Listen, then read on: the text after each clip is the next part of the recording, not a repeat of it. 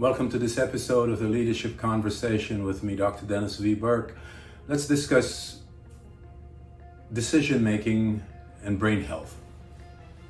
The brain is who we are at our core, kind of like thinking about construction, a house.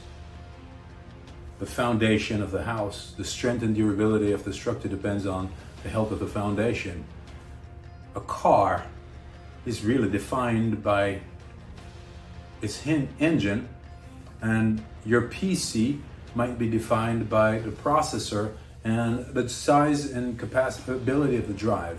Similarly, the brain is who we are, except it has what I would think or consider to be unlimited potential.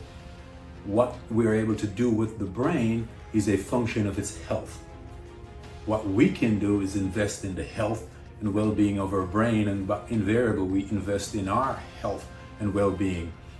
And the components, immediate components of the brain that I can imagine that requires diligent management would be the physical health, our emotional health, and our intellectual health.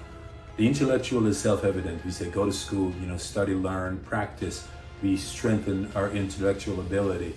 Our emotional health, not so obvious, but this is handled or is trainable or learnable when we consider the emotional intelligence, the development, the recognition and understanding and coaching of emotional intelligence. And the physical health of the brain we take for granted. Quite often we just simply say, diet, rest and exercise promotes physical health. But quite often we're thinking of the body and not the impact on the brain, right? The brain is who we are. You can amputate an arm, amputate a leg, but we never, if we remove all of the other portions of the body, if the brain is intact, the person is intact. When we look in the mirror, we see the body like the body of a car, but we don't see the brain, right? But the brain is who we are. I think that's actually the greatest deception, that the brain, our most precious body part, is stored in a vault called the skull, the hardest bone on the body.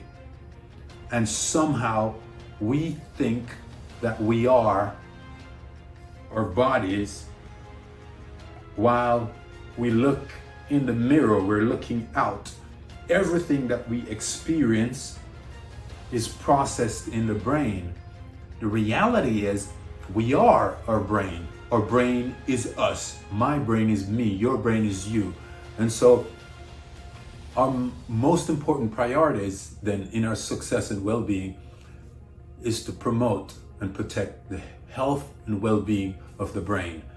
When we think of decision making on a duress, that's something that stresses the human body quite often, or the human psyche stressed, we think of fight or flight, right? That's the option that we learn immediately comes to mind, fight or flight.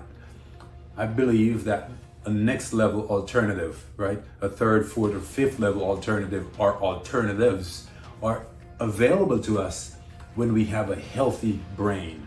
We can use our brains to produce our creative imagination to produce alternatives that actually are much better than fight or flight. But that's only possible when we have a healthy brain, right? And enough knowledge stored in our toolkit, intellectual ability, that allows us to synthesize that alternative other than fight or flight. That's what people did in the early days when they tamed lions, when they domesticated wolves, and they learned to ride elephants, or they tamed the birds of prey, tame in quotes, and use them to hunt. The third, fourth, or fifth alternative that was available to them was only made possible from a healthy brain.